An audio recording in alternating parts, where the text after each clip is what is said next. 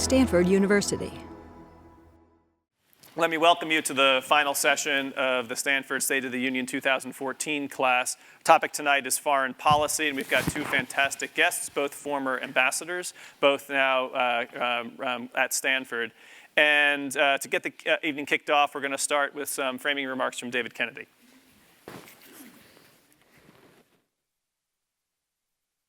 Thank you, Rob, and again, thanks to all of you for your interest and as manifest by your being here tonight again. Everything has a history, I believe, including this day, which is Veterans Day. And it's probably a good moment, an appropriate moment on this day to just give a little round of applause to those who have served their country.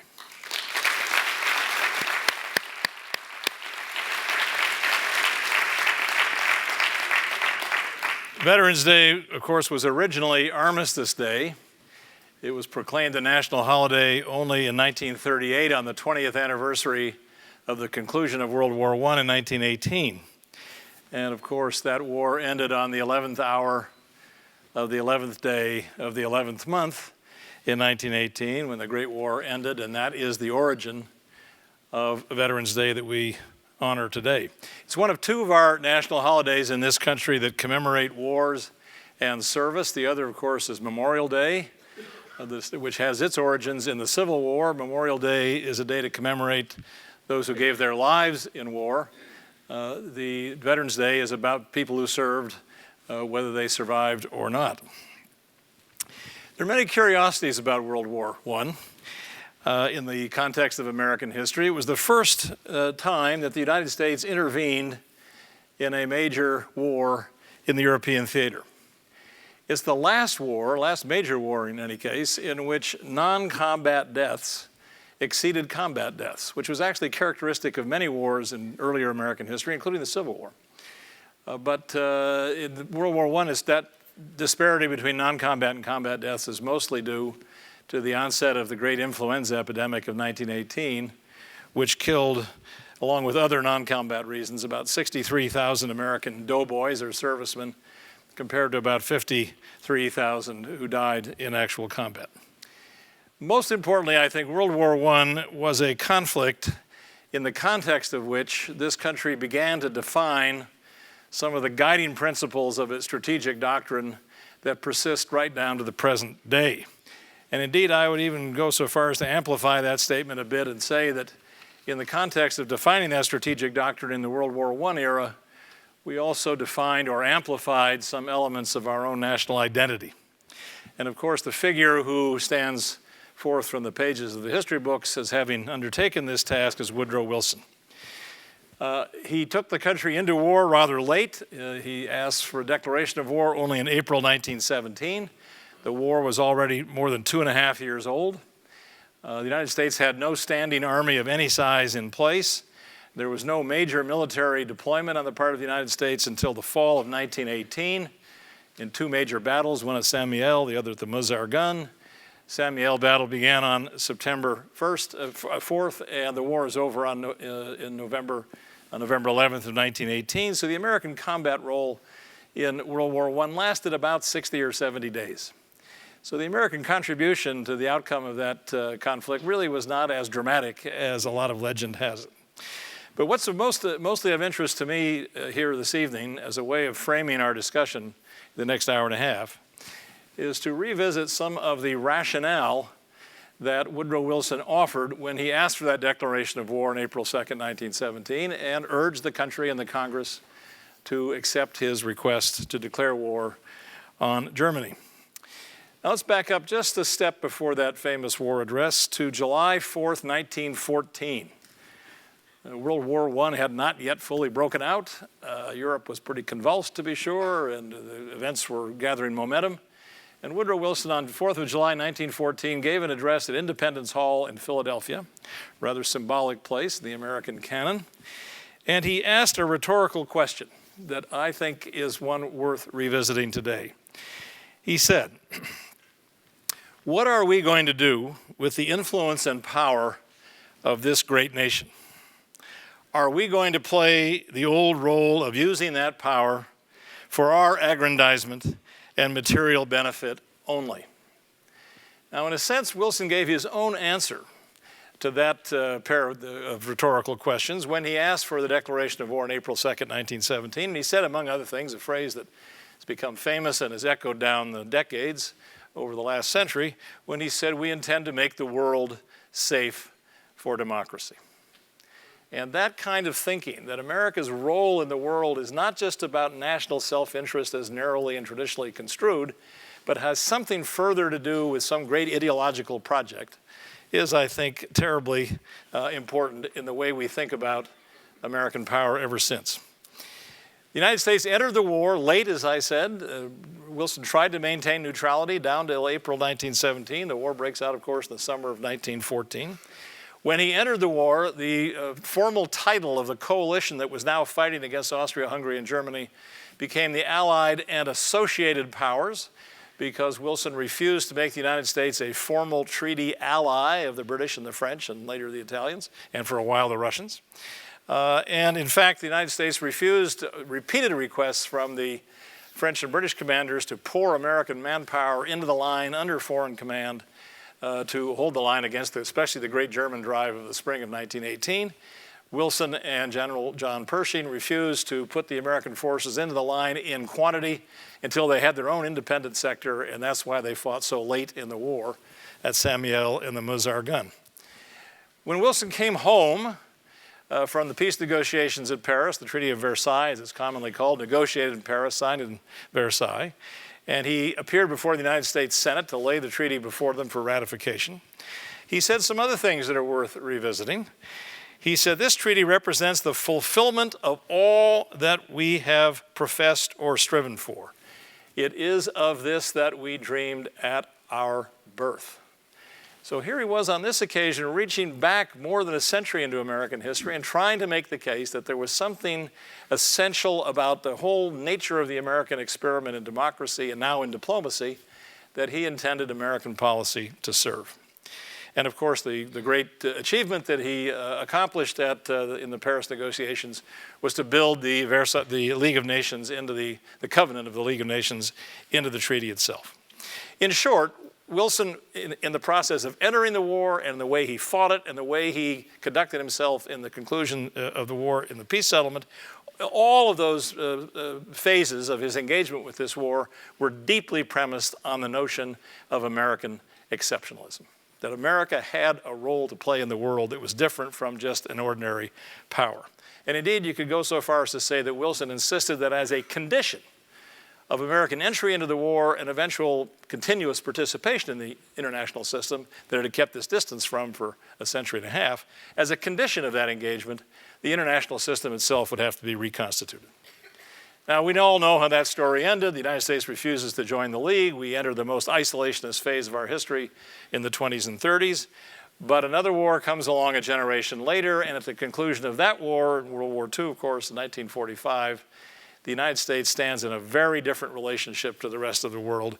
And in essence, the Wilsonian dream begins to be institutionalized and made concrete.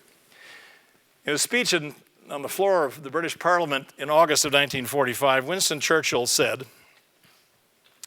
"The United States stand," that's the way he construed the verb, or construed the United States as a plural noun. "The United States stand," he said, "at this moment at the summit of the world."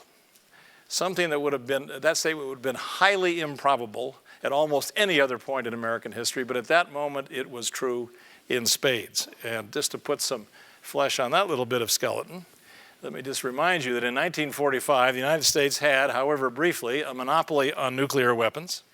It had afloat on the world ocean the world's largest navy. It had built a gigantic, huge, and effective long-range strategic air arm. It commanded more than 50% of the world's manufacturing capacity. Today, it's less than 20%.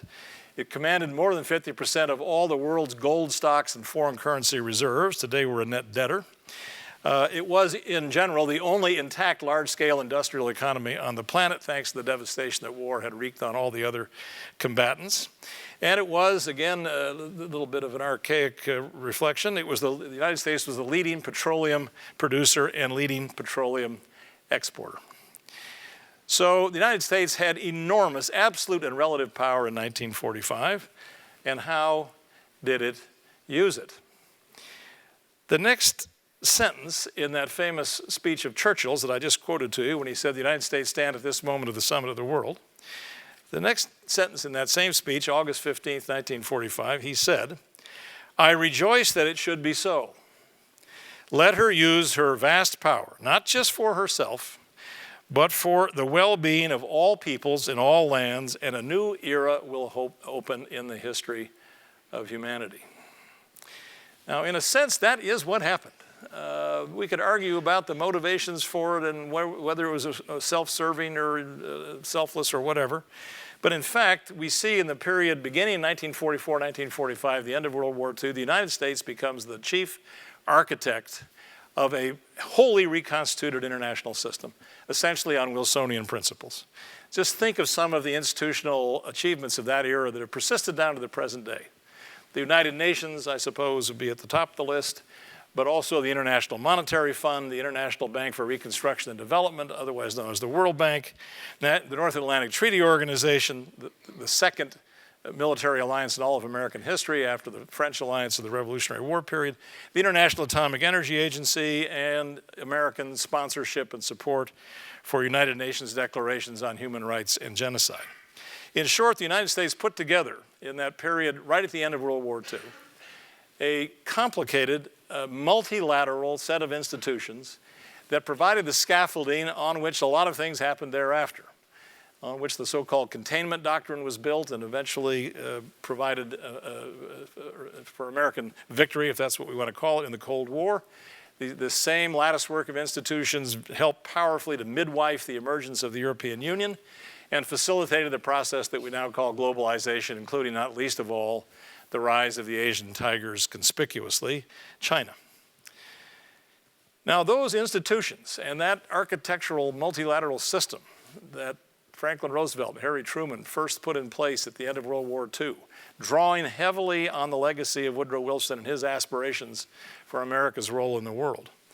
Those institutions are now something approaching 70 plus years old. The world has changed since 1945. The United States has changed since 1945.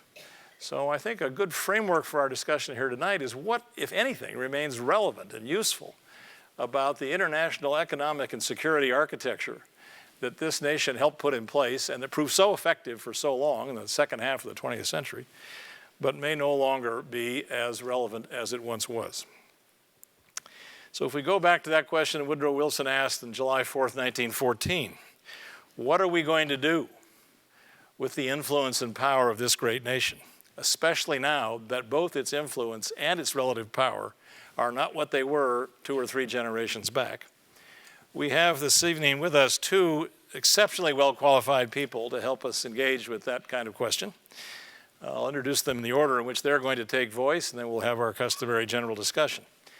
So first is Karl Eikenberry, a graduate of the United States Military Academy with graduate degrees from the Stanford of the East, as well as this one right here at Nanjing University in China. He's fluent in Chinese, as I can testify, having just traveled with him in China, where he saved me from getting lost and befuddled on a number of occasions. He was retired from the United States Army as a 3-star general. He served in his Army career both at NATO headquarters in Brussels and as defense attaché in Beijing, among other postings. From 2005 to 2007, General Eikenberry was the commander of the United States and coalition forces in Afghanistan. From 2009 to 2011, Ambassador Eikenberry was the United States ambassador in Kabul. And he came to Stanford as the Payne Lecturer in 2011, and he is currently the William J. Perry Fellow in International Security at the Center for International Security and Cooperation at the Freeman Spogli Institute. Our other guest this evening is Michael McFaul, who I'm very proud to say was a Stanford undergraduate and a Rhodes Scholar.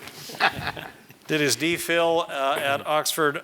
His thesis was on the Soviet interventions in southern Africa. He joined the Stanford Political Science Department in 1995. He worked in the Obama administration between 2009 and 2012, And then in 2012 to 2014, he was the US ambassador to Moscow, where he made friends with Vladimir Putin. And as of just a few days ago, Mike McFaul is now the new incoming director of the Freeman Spogli Institute. So welcome to both of you.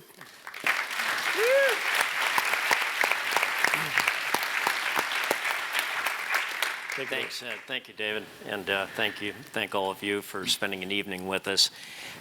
David, just to add to what you had said about Veterans Day, thank you for making mention of that. But even as we sit here in this nice auditorium, that somewhere deep in Afghanistan, in Konar province, probably at an altitude of about 8,000 feet, there's a Special Operations Forces team right now at work.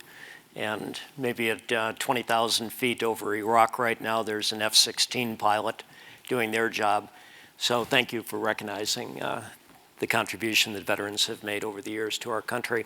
I'd like to, if I could, David, just following very much on your opening here, to make three comments about American foreign policy today, factors that are shaping them. And I think we'll pick up from post-World War II.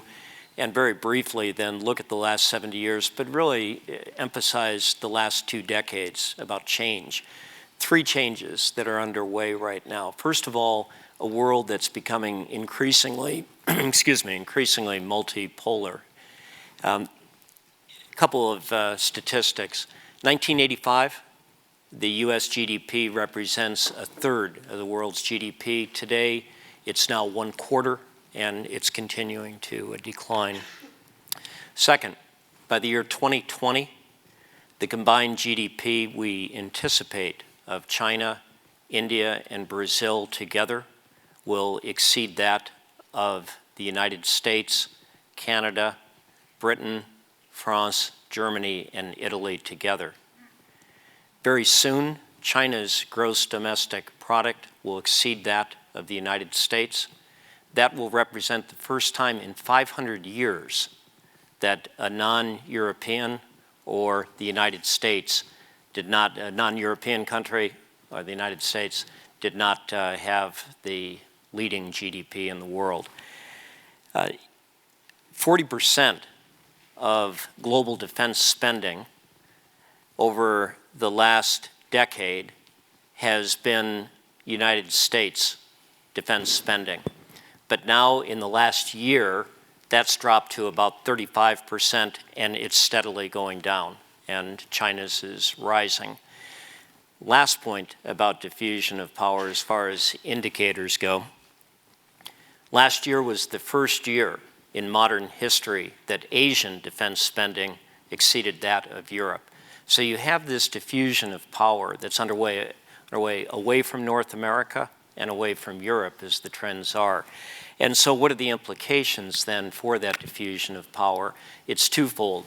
David, you already mentioned one of those, and that is what's the consequences for the United States and our allies and partners to hold together that set of political regimes and economic regimes that were put together at the end of the Second World War and beyond under United States leadership.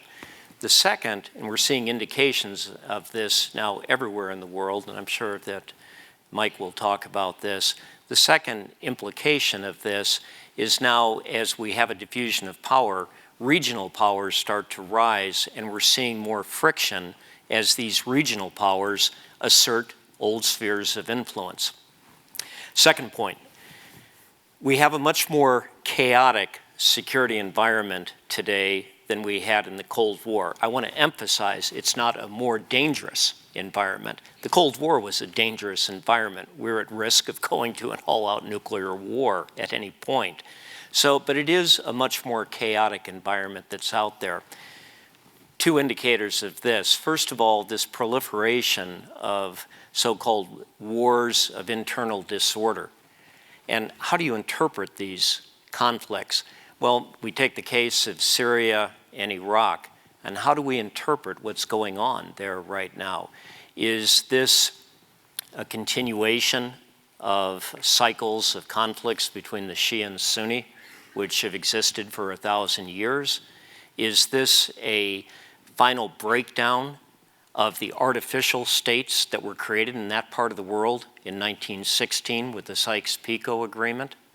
Is this a reaction to just bad governance, which we saw during the Arab Spring?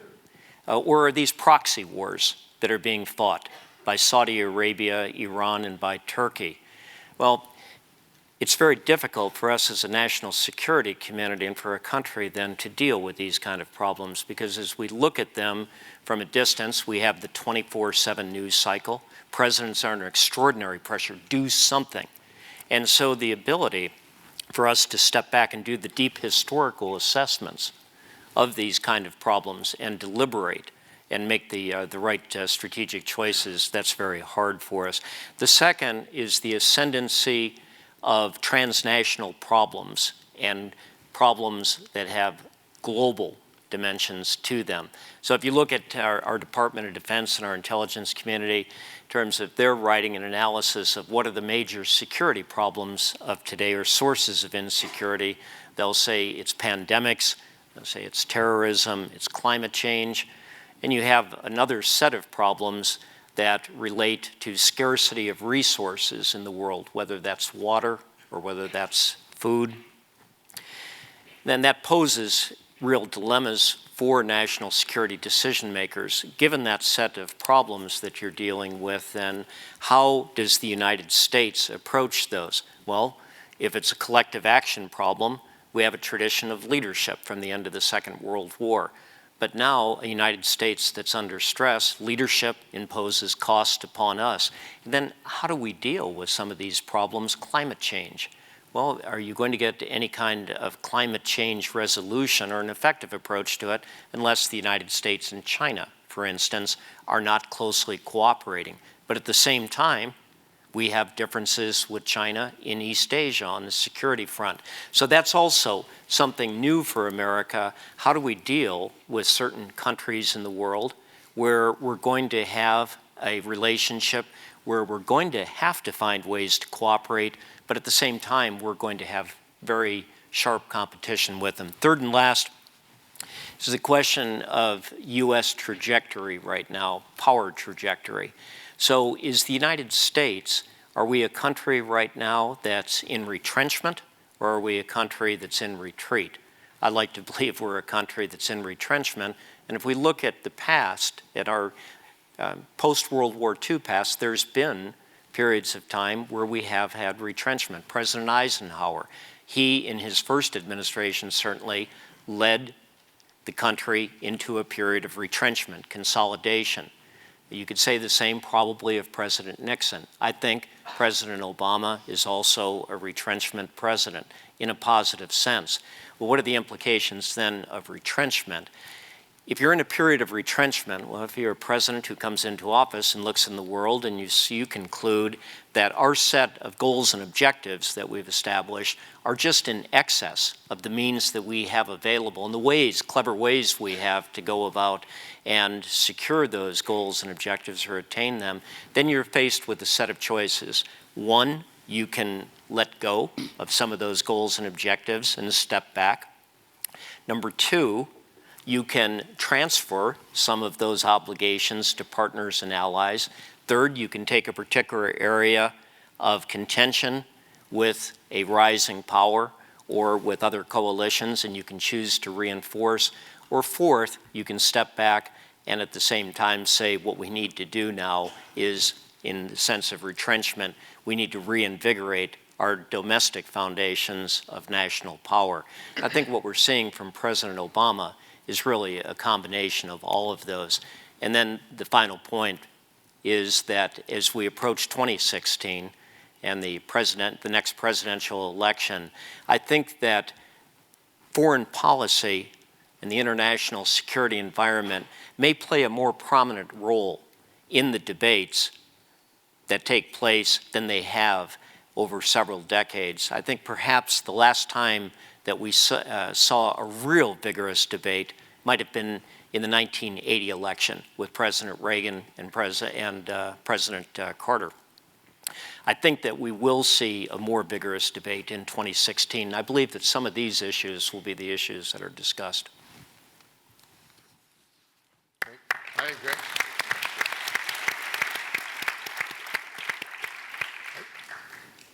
So I prepared nothing because I knew I'd be stimulated by these two gentlemen, and so I have. And as I listened to them both, my conclusion is, where do I come down on the things that I've talked about? I would say I'm a big optimist about the distant past, and I'm a big optimist about the distant future. I'm just kind of nervous about the immediate future. So let me tell you what I mean by that. And again, thinking about the themes, these bigger themes over decades that we've been talking about, because I suspect we'll get into, who is Putin and what is ISIS and those things when we get into questions, right? So when listening to you, and I'm nervous of speaking about anything historical sitting next to this guy, but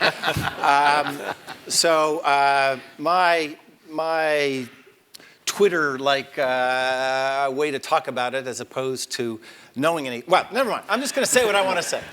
So here's the thing.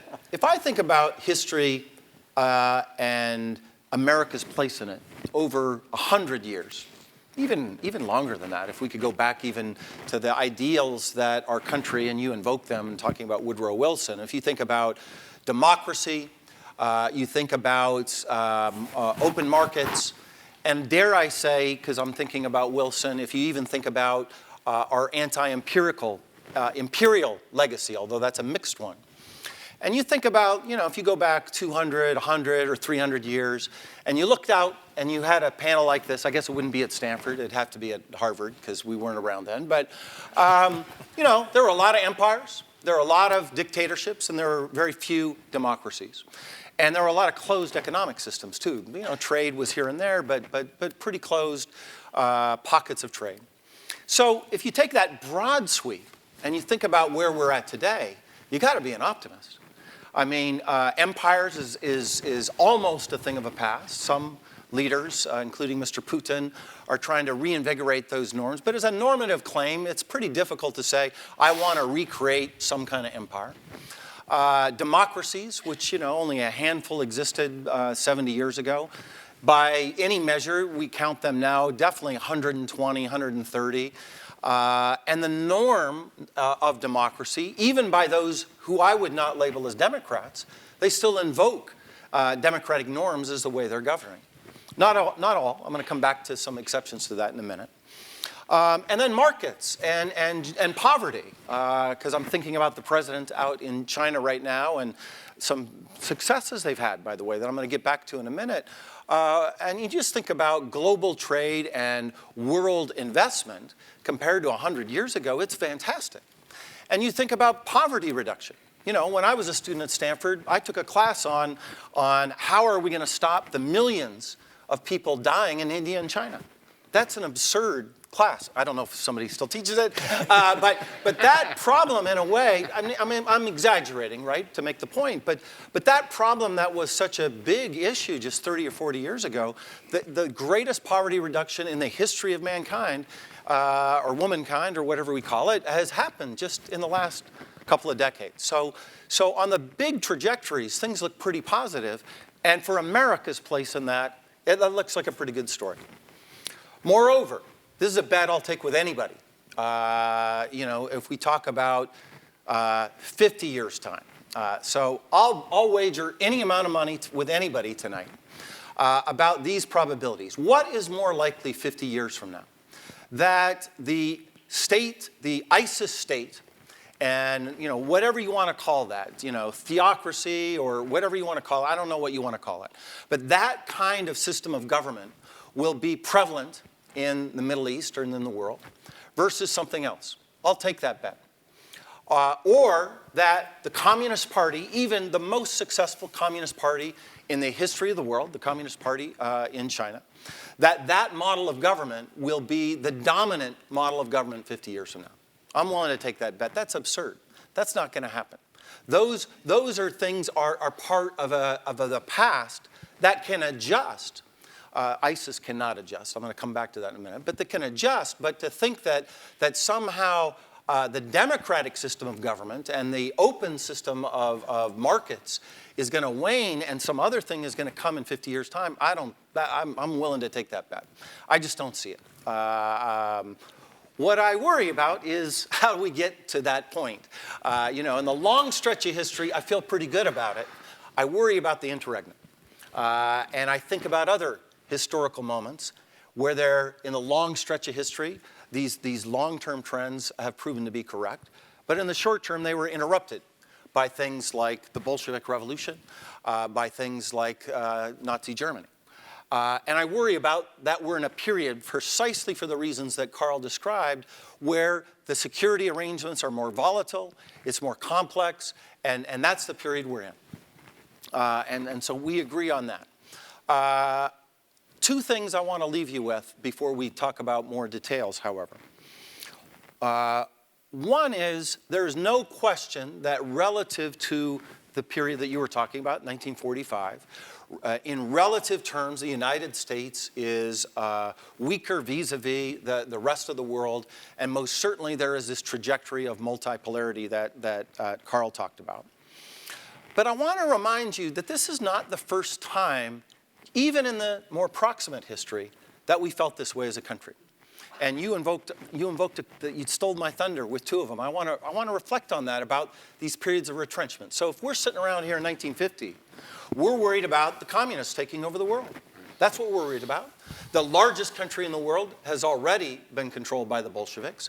They then moved in and took half of Europe, and then China, a country I just read about, I don't know, I'm not an expert about, they had fallen. And if you're sitting around talking about what the Soviets called the correlations of forces back then, especially thinking about the Korean War, that moment as well, things look pretty dire. And most certainly managing retrenchment, as General Eisenhower was doing that. But it wasn't just his policies. The world felt like we were on the decline vis-a-vis the rise of communism. The 70s, great, another example. Remember that time. Remember that time. The cancer that was communism was on the march again. Through Indochina, in Southern Africa, Cubans were intervening in Angola, and we had lots of troubles at home ourselves, and we had all kinds of problems vis-a-vis resources that you invoked, right? I'm old enough. I see some folks here with gray hair. You remember, maybe you kids up there don't, but we stood in our cars and waited for gas, and it seemed like this was the crisis of the day. How are we going to deal with OPEC, and how are we going to deal with all this new leverage, all this declining power that we were at that moment? And even because I've been cleaning out offices, because I've moved back here recently after several years away, even when I was a kid at Stanford, I just stumbled across my graduation speech to the IR. Any IR majors here? Well, I spoke at the IR graduating ceremony in 85 or 86. 86. I should remember when I graduated. And I had it was a pretty depressing talk. I was worried about the Soviets and the arms race. Remember, Ronald Reagan was president then, and there was this big buildup. The second Cold War was upon us. I was very involved in the anti-apartheid movements at Stanford, and it seemed like this heinous, awful system of governments was never going to go away. And everybody back then, in my generation at Stanford, was learning Japanese, not Chinese. Because Japan back there was the rising economic power. And I took a class where I was taught that someday, because this is the way it always is, that they will translate that economic power into military power. And managing the rise of Japan was a course at Stanford University when I graduated. And I just remind you of all those periods because, the thing, I think two things come out of that. One is, for these periods of retrenchment, there have also been periods of renewal that have followed. Yeah. It doesn't mean it's inevitable, but there are those patterns in terms of American renewal. And I think the institutions we have, although in the short term I'm very pessimistic, but the institutions we have for renewal on the political side, and especially on the economic side, at least keep open the possibility that we can experience another period of renewal And it's not inevitable that we're going to be in decades or century-long period of decline and retrenchment. That's the first thing I would say. The second thing I would say is just remind you how bad we are about making long-term trajectories about power in general. I invoke the Japanese, I invoke the Soviets. These are times when if you just read out the numbers, it looked bad for America. Well, a lot of history happens. Nobody was predicting when I was a student at Stanford that Japan would go into a recession for a decade. No one was predicting something that happened just 6 years later, that the Soviet Union would collapse. And so I would just remember that not only are we capable of renewal, but that the place in the world, we're just not very good at predicting how these things play out in the long run. But we got to get to the long run. That's what worries me the most, right? And what worries me in the short term is to me, the chief priority that we have right now is using the relative power we have in the world, and it's still, relatively speaking, still we're the most powerful country on the planet, to use those to build the institutions and strengthen the old ones that you talked about, to make sure that if you have an institutional framework that is robust, that serves the interests of open governance and open markets, and peace, dare I say, that as countries rise within that, we shouldn't be concerned about that. The rise of Germany was actually not a bad thing. That was a good thing. The rise of Japan, for all that I just said about the way we were talking about 25 years ago, that's a good thing. The rise of Indonesia, the rise of India, if they're partners with us in a newly revitalized institutional framework for Asia, that's a good thing. That's not a bad thing. And I'm actually confident that we should be able to manage even the rise of China if we do it in a smart way. And I see a lot of smart stuff happening, actually, right here as we speak, about how to do that playing for the long term. Two things really worry me, though. One is Russia, because Russia is in a revisionist period right now. And Russia is not a small threat. I don't want to make ISIS a small threat. That came out wrong. But it's a big country with a lot of power, with a revisionist agenda that is playing on the international stage, not just a local stage. And I worry about that. In the long run, I'm optimistic about Russia. I'm incredibly optimistic about Russia. I'm worried about the interregnum. And we're in that interregnum right now. And second, I'm worried about us. That will we see to use the power that we still have to build these international institutions, to build on the past of 1940, the post-World War order, to do those things. Because to me, it's kind of a no-brainer. It's kind of an obvious thing. But I don't see the political consensus behind that that everybody agrees it's a no-brainer. And that is the part that worries me the most. All right, I'll stop there and take your questions. Okay, I'm publicly willing to take a bet. 50 years from now, Stanford will beat Cal in the big game. How about that? Wow, what an interesting set of topics. David, do you want to do a follow-up question? Well, you guys laid it out so well. Well, I actually have a rather specific question I want to address to you, Karl. And I've got a whole bunch of questions I want to get to with you if we have time. The most obvious and reflexive way we think about American power is military power. Power has all kinds of dimensions. Soft power, we're familiar with that vocabulary too. But I think the first thing we all think of is military power. If you look back over the use of the military as an instrument of power in the last couple of generations, the record isn't so great. We deployed significant military force in Korea and fought to a stalemate, lost in Vietnam. I don't know how to characterize exactly the deployments first in Kuwait, and then that was apparently a success on some scale. But Iraq and Afghanistan are pretty hard to put in the success column, I think, without some major qualification. So how should we, you're a career military officer, of course. How do you think we should think about the practicality or the instrumentality of military force as an instrument of policy in the immediate future? Yeah, David, I'll make 3 points here. First of all, if you look since the inception of our all-volunteer force, you'll recall that the volunteer force began under President Nixon in 1973, 1974. Prior to that, from the end of the Second World War until that year, except for a one-year period of time, we had conscription in the United States. Now, what's interesting is beginning at the point that we go to the all-volunteer force, the amount of military deployments that is sending armed forces into harm's way, it increases dramatically. The frequency does. Well, why is that? And I believe that one of the challenges we've had is that our armed forces has become separated from American society.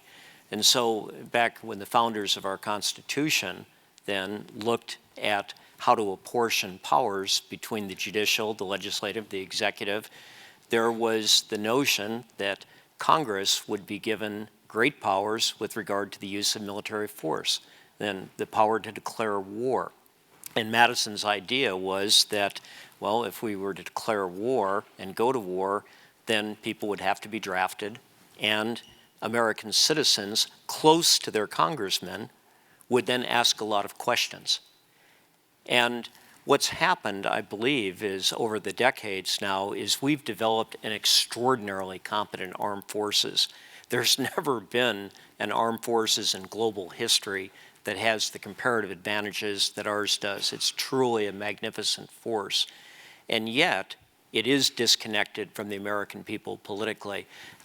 David, you've heard me ask this question to audiences before. If in 2003, when President Bush was getting ready to send the armed forces into Iraq, let's say we had a conscript force that was good enough to do that. That's a kind of a heroic assumption. It's hard to get a draft force that's as competent as our professional force is today, probably impossible. But if we had that conscript force, do you really think that we would have gone into Iraq? No, because the American people would have asked a lot of questions of their congressmen. What is this war about? Do you think in the year 2011 that we would have had 100,000 American troops still in Afghanistan? No. So that's one. The second that I do worry about is then the soft power aspects of the United States that are being eroded, and that our economic power in a relative state of comparative decline right now. Well, what does that lead then the decision makers in Washington to do as they look at their toolbox? Well, you've got Thor's hammer, and that's the United States military. So in terms of its comparative advantages as a foreign policy tool, I think that we end up then overcommitting our military. Let me stop there. Can I jump in on that? Just Yeah. because you told me this is free flowing. Yeah, it is. So two things on that. One is the second point. I just want to really make sure you all understand how important that is. And I'm sorry, I got the military numbers here. I didn't bring like the AID numbers. I didn't bring the public diplomacy numbers. But it is shocking. Just it's 0.2 percentage points of what we spend on our defense forces. And this piece, I can tell you, as somebody in the government, because I served for 3 years at the National Security Council, including dealing with these kinds of choices when talking about the Middle East, and the instruments that we have are really skewed, and that's got to be corrected. We're just not. We tend to find one instrument that we know will work, and we're not putting enough time into that. So I agree with that. But the second thing, I want to get into your face about 2003, because I agree with the point about the different kind of military we have. But that's an excuse, guys. That's an excuse for bad leadership, for bad democracy, for bad representation, and for bad citizens. I want to blame us all. If you think that was a bad war, well, we have a system that a democratic system, then we should have been more involved. And those senators that voted for it should be held accountable. And if you voted for them and you voted them back into power, even though you were against the war, then you're not doing your job as an American citizen either. And I want to say that because I want America to be more involved in these foreign policy debates. I think it's the danger of 2003. And I blame myself too, by the way. I'm mea culpa. I think back, given what happened with that war, which I do think was a mistake and has damaged America's place in the world. I wish I would have done more. I wish we would have had a better debate. We're all in this together, and you shouldn't just care about what happens to America if it's just your son or daughter that's in the military. You should care because you're a citizen of the country.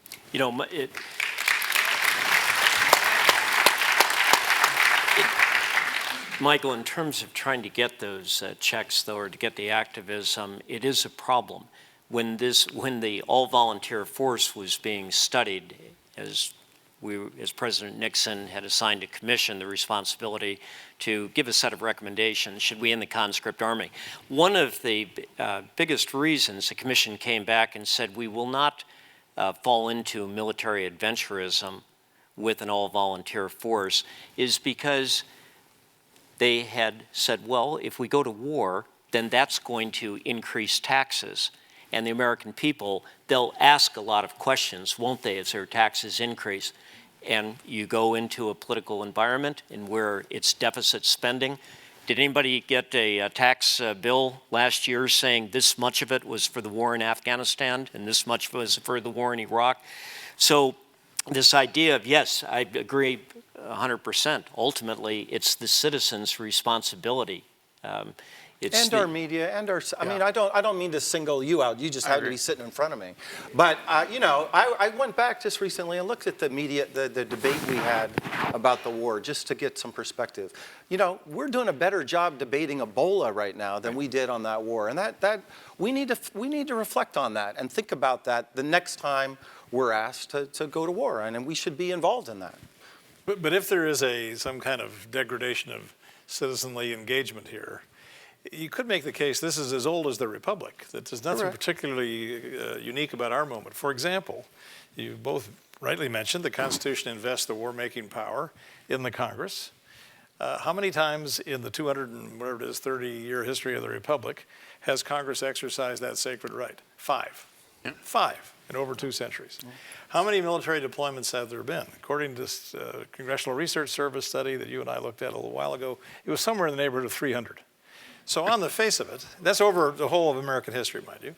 On the face of it, the discrepancy between 5 formal declarations of war, which supposedly is the mechanism that fully engages citizen input and so on and so forth, and approximately 300 actual deployments, says that we've got a chronic problem. It's built into our constitutional system. It's not just a failure of political culture in our own time. So I have a question for you, Karl, on this, because I completely agree with what Mike just said. I do, and I actually do think that it's a moment for all of us, except for the undergrads here, to look in the mirror and say, what were you doing? I mean that very much. But let me ask you a question. So you were at first the commander of the armed forces in Afghanistan, and then the ambassador to Afghanistan. Quite interesting jobs. 2 of the hardest jobs on the planet, by the way, folks. Really. Okay. What role is there for American democracy? David also speaks brilliantly and has written about this, of course. Yeah. The topic we're just talking about, David Kennedy's written about more eloquently than anybody. Okay, but if you deal with Afghanistan, and then I hope we'll get into Syria, including the Russian influence or the lack of influence right now in Syria, what is the role how do you see, first of all, is there a citizen role for that in a public discussion? Or have you both been serving and running really important parts of our foreign policy? Or is that something where it should be left to a small handful of experts? I mean, I think it's a very important question to ask. No, I think the big questions of major commitment of U.S. Military resources overseas, those are questions that have got to be debated among our society or within our society. There was the famous Judge Louis Brandeis expression that the most important public office is that of the private citizen in America's democracy. And to be hard on this audience and the American society. We've been absent without leave here for many years on these kind of debates. So, what is to be done? Well, we need to have a more open political discourse, but just to give that mantra, we just need to talk about it more. That's probably not going to be successful. So it has to do with questions of congressional responsibility, perhaps a reform of the War Powers Act, which was put in place right after the end of the Vietnam War and has been totally ineffective. Perhaps debates in our country about National Service Act, not a return to the draft, but should we have debates about national service? I think so. Let me jump in here and follow up one more pass on this topic. Karl, you started by suggesting that perhaps conscription might have changed the debate in 2003. Then we get a whole bunch of other things on the table as possibilities as well. But when I think about one aspect of the modern American military, something that you described as the most fearsome, military force that we've ever had, one aspect comes to mind is the rise of drone warfare and drone use, which not merely exempts the American citizens from the effects, but most of the actual military service as well. And maybe the question is just put in a general sense. How do you evaluate the rise of drones and technological means of warfare for the very dynamic we're now describing, citizenry engagement, congressional oversight, and authority? Yeah, drones represent a technology. They represent a weapon, a kind of weapon system that you can employ, or a reconnaissance system. So drones themselves, in and of themselves, it's just a system. How do you employ it is the question that I know you're asking, Rob. Well, it has strategic consequences for how we have employed drones. Where we've employed drones in places like Yemen or Pakistan, make clear that the people that are on the receiving end of some of those drone strikes, they're people that sit around 24/7 with their organizations and try to figure out how to strike the United States of America. On the other hand, the fact that about 6 or 7% of the Pakistan people today have a favorable opinion of the United States of America, that's also a consequence as well. So we can tactically keep on hitting these terrorist networks, but it's having strategic consequences for us.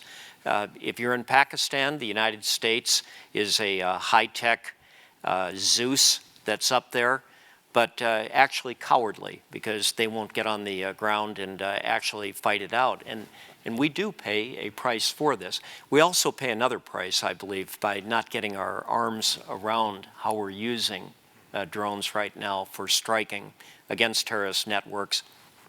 And that has to do with the questions of rule of law. Mm-hmm. So the United States, we've had, I think, over many decades, we've had a lot of positive appeal out there to the world as a nation committed to the rule of law.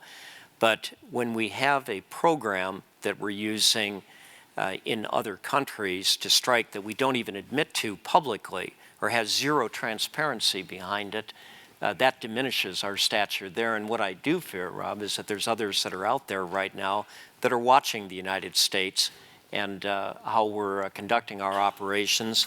And maybe one day Putin will make a decision that it's entirely appropriate to use drones against Georgia, where there are so-called terrorists that are planning to strike the Russian homeland.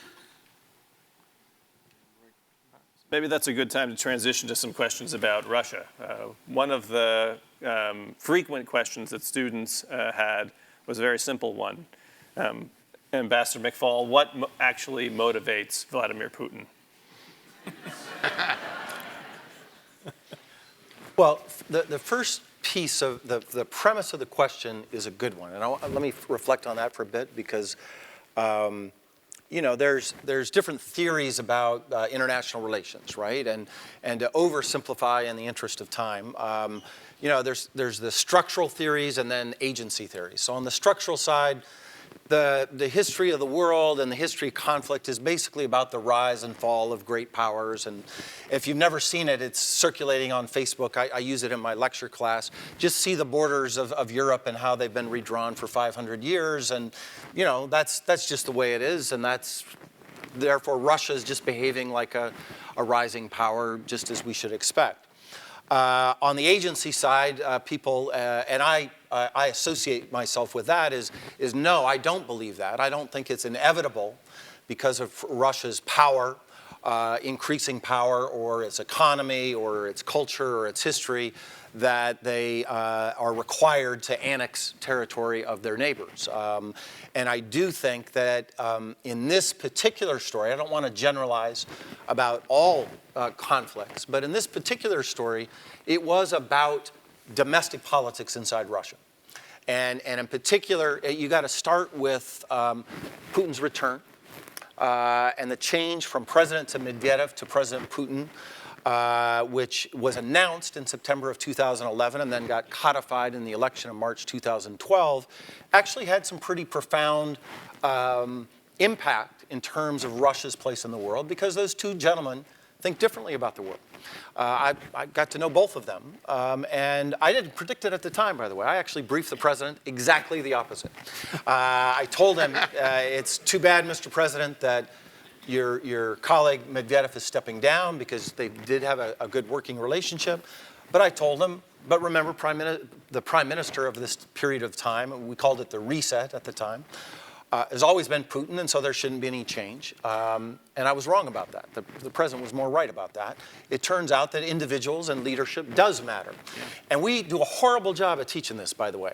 You and I, in the Department of Political Science, try to find a class on leadership and that individuals matter. Come to the history department.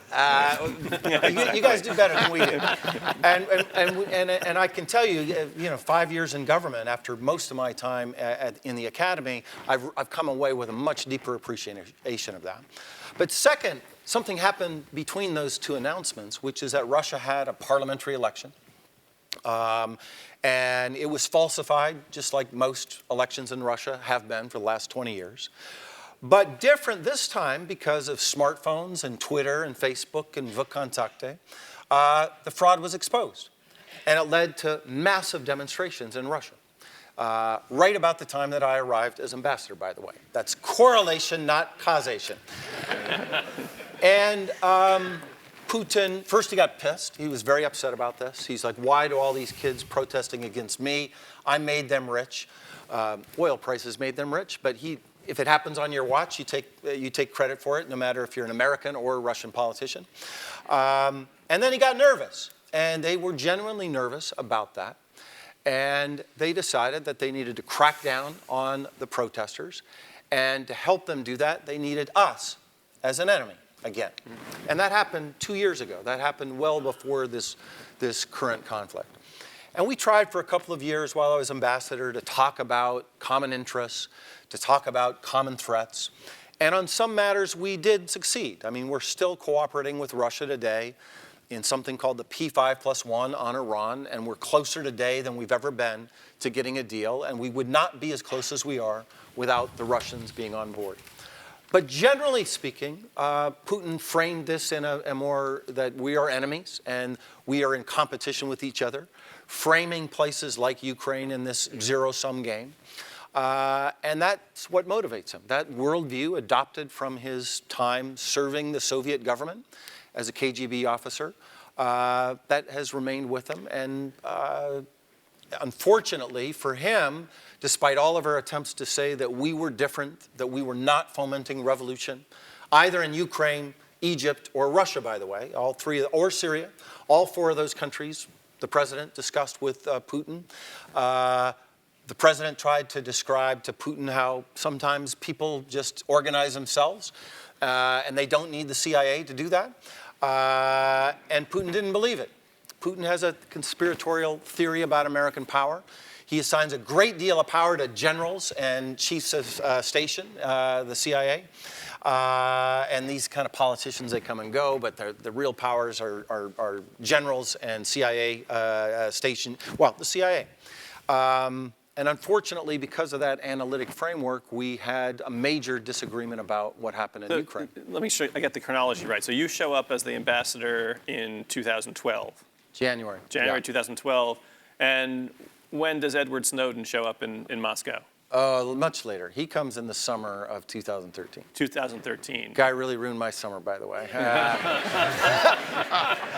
For a lot of reasons, most of which I'm not going to talk about. But, Before we, because we want to get, we got it. We have to talk about Okay. Snowden. But All I have right. a question because I want to ask you this. But then, Karl, you should comment. So, what do you think is going to happen with Russia and Syria and ISIS now? And then, Karl, having spent so much time in that part of the world as well, what do you think? So, what do you think is going to happen? What do you think is going to happen? And again, the Russia, particularly what's going to happen in Syria, and then the ISIS issue there, and also the Russian role in that. And if I just add to that, what are the policy options for the United States? And, right. on ISIS.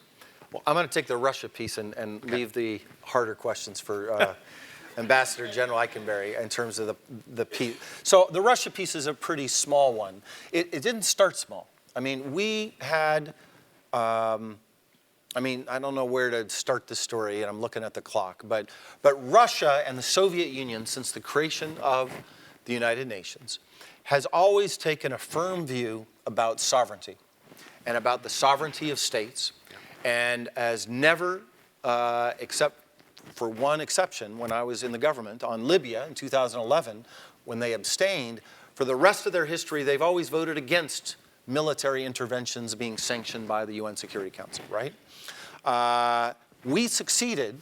That whether it was good or bad, we can debate. But my job at the time was to help bring the Russians on board for that resolutions. Actually, there were two, 1970 and 1973, and we succeeded in getting the Russians to abstain.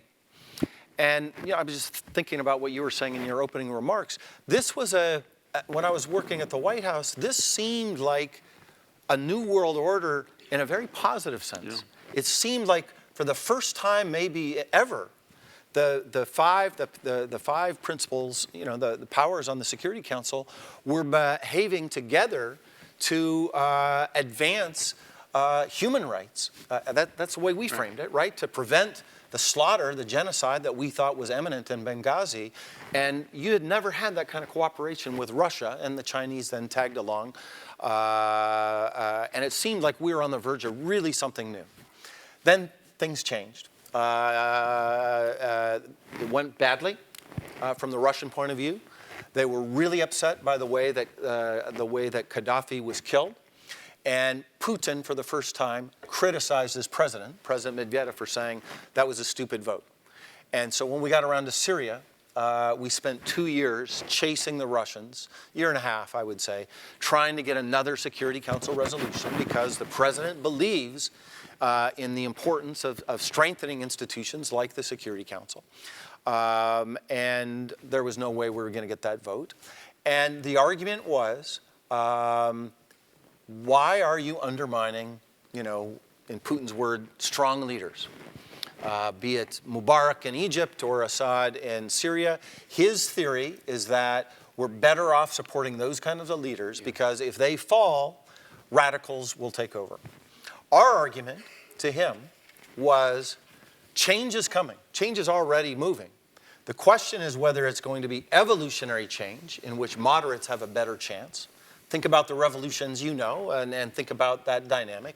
Or if you hold on to this guy, that will lead to revolutionary change, and then the folks with the biggest guns and with the most radical ideas come to power. That's the argument we had for 2 years, and we're still having it.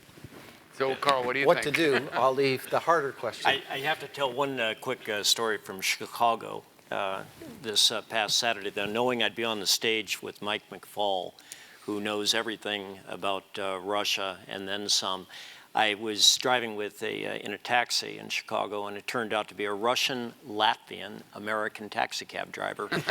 And so getting ready for this, of course, you ask taxi cab drivers for the eternal wisdoms. And I knew the taxi cab driver's English was a little bit weak, but I made a go at it. And after we had been talking about the weather, I shifted and said, so you're from Latvia originally. Is there a new Cold War coming? And he looked in the rearview mirror and said, yes, 2 inches of snow this week. so that's what I have to contribute to the Russia debate. I hope that helps. On ISIS, let me start with in 2003, I'm in Kabul as the commander of the United States I was in Kabul at that time as a major general helping build the Afghan army. So Baghdad has just fallen. And I get on the secure telephone, and I'm talking to my best friend from West Point days, 4 years, my roommate at West Point. He's the deputy commander of United States Central Command, who also knows a lot about the Arab world, fluent in Arabic. So I called him up and said, congratulations, friend. It looks like we've succeeded here on the military operation. And he said, Karl, between you and me, what I think we've done is put ourselves in a position where we're about to discover why it took a son of a bitch like Saddam Hussein to keep order in this place. And how prophetic. This is on the day that Baghdad fell.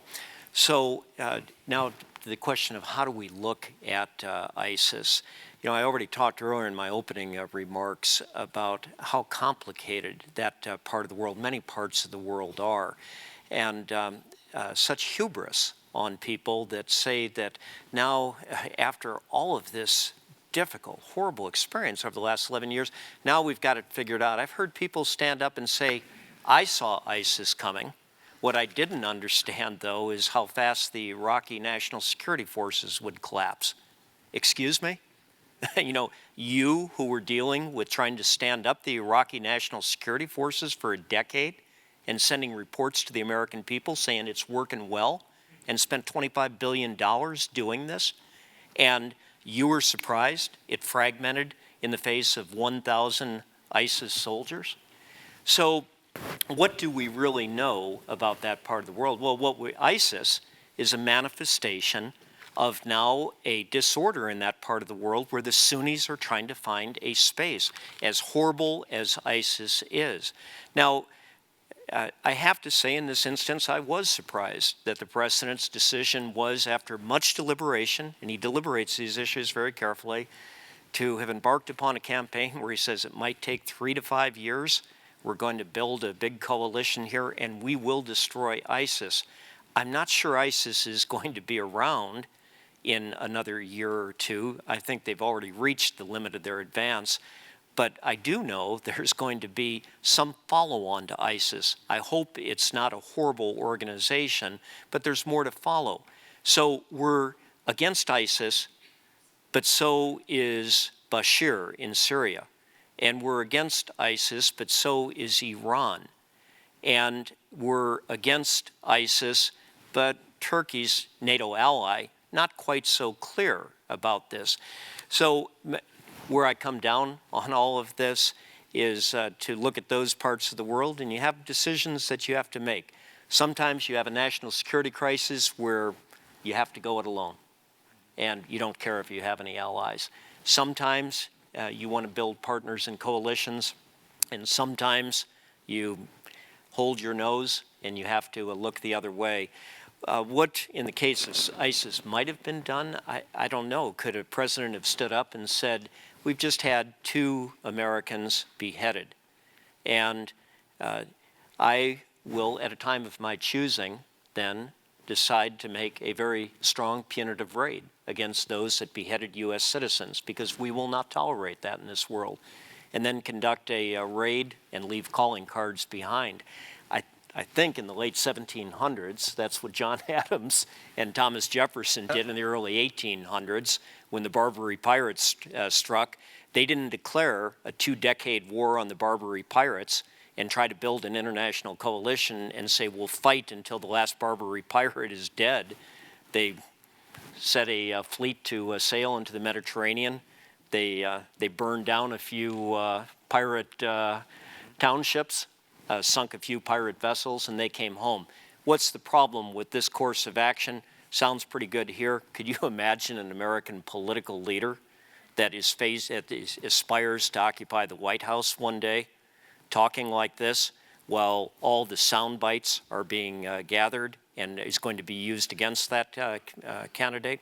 Of course not. Yeah, and the words regime change never left the lips of Jefferson or Adams. I mean, that was considered to be an objective far too extravagant for any force that the United States could reasonably employ. Yeah, what was Nor the John from Barack Adams line Obama, about? We go not abroad in search of monsters to destroy. Yeah. With the benefit of hindsight, would it have been a better choice to have intervened in Syria at a much earlier stage? I met 2 years ago with some of the leaders of the Free Syria movement, and I walked out of a 3-hour meeting, not just myself, with a group with them, and profoundly discouraged, and had, based just upon that meeting, and I've been the one giving recommendations to the President of the United States, it would be very careful here. And on the other hand, could you make a more a pragmatic argument, arm some in order to gain more intelligence, in order to have more leverage? There's a possible argument to be made there, but then that gets into the challenges, who are we? I mean, that's an awfully cynical approach, and how does that square with American values? Mike, you were saying earlier, you just said Barack Obama doesn't support regime change. And I was explain what you mean by that, and also then tie it to the Ukraine situation and what might happen there, and what we should do about that. Well, just to remind everybody, President Obama, actually State Senator Obama in 2002 gave a very forceful speech against the war in Iraq, and he talked about, go read it, it's worth looking at. It's a pretty remarkable speech, and that, well, that not only that, but a lot of other factors. When we came into government, I joined the government January 21st, 2009, and in full disclosure, I worked on his campaign for a couple of years as well. So we came in with a very profoundly not using military force for regime change, for sure, right? And the history of that is mixed. I mean, I wrote a book about advancing democracy before I joined the government, and I went through and coded, and back then, I don't know how to code where we're at now, but we were 4 for 16, just so you know how we did. Now, there's a myth about regime change, too, including about Bush, that I feel compelled to say. Again, I'm nervous sitting next to you to say this, but I don't remember anybody ever, with the possible exception of Grenada, that we never go to war to promote democracy. In all the other cases that I looked at, from the Philippines to Iraq, that the American people, despite what I said earlier, you can't actually make the argument, we're going to invade Iraq to bring democracy to the Iraqi people. Go back and look at, I have for research I've been doing, that's why it's on my mind. That was not the debate we were having, right? We were having a debate about weapons of mass destruction. But we also have something that goes back to Wilson and probably even before, that once we get in, we don't just pull out. I mean, listening to your story about, what we did with pirates, we have this notion that once we're in, it starts with the Philippines and goes all the way to Iraq, that we're going to make this place a better place as a result of our intervention there. And that just, I think, is a legacy of the Wilsonian legacy matched with this other legacy. What the president believes is that military force is not, he knows the data, he knows the history, he believes that. Number two, he believes, and I'm with him on this, that we still should be for the promotion of democratic values. He likes the term universal values. I prefer, that's fine, I don't have anything to do with the adjective, but that's what he means. But he wants to do it using the other parts of the toolkit that are weaker, that we already talked about, and he wants to do it in coalition with the international community. And that's a problem when you get to the Security Council, and Russia in particular has a different definition of what are universal values. And those were the two places where the rubber hit the road for us as a administration, and most certainly it was the Arab Spring where this got debated, right? That was not, we did not start that. We didn't invoke it. Most certainly, I don't think we wanted it in any particular sense. But when it happened, then the president was, well, of course we have to be on the side of those that want who are advocating universal values. But the instrumentality we had, it was incredibly weak. Go back and read the president's major speech on the Arab Spring in May 2011. I worked on the speech. I kibitzed on the speech. The analytic framework was great. The objectives, why we're doing it, what should be done, you know, the kind of big picture. But the instrumentality at the end of the speech, and here's now what we're going to do, here are the tools in our toolbox that we're going to use to reach those objectives, was pretty, I think, pretty thin. I want to wrap up our conversation here, but I forgot to talk about Ukraine. Give you 1 minute to talk about Ukraine, Yes. and then we'll bring it to a close. We have to transition to the open mics. Right. So just on Ukraine, I mean, first thing I said at the beginning, and I want to remind you that it has been it actually, despite what I said about that map, 500 years, it has been rare where you have annexation of territory, especially in Europe, and the whole institutional architecture that you invoked in your opening remarks was designed in part to prevent that from happening. So this is a big deal, and I actually think we as a society, I don't think the people at the White House or the State Department, but I don't think we fully grasp at how disastrous it would be if that institutional framework that has served us so well begins to collapse. And this is, I think, a pretty radical challenge to it. That's the first thing.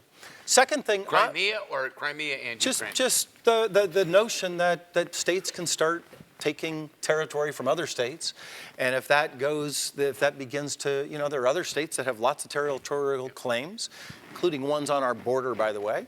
That's a Pandora's box that I think is very dangerous to open.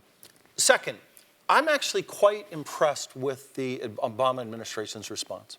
I think it's been the right response, given what you know, military intervention is not anything that I would support, nor I doubt the American people would support. And I think they are playing a long game in terms of containing the problem by strengthening NATO and trying to do what we can to shore up the Ukrainian government.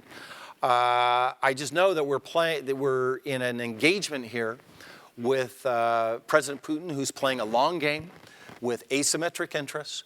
And what I worry about is, I think we're in pretty good shape now. I worry that we're going to be distracted and sanctions are going to, for our European allies, it's too much and we're going to kind of fade away. And the staying power to stay with what we have put in place, I think, is going to be the foreign policy challenge, both for this president, but for the next one to come.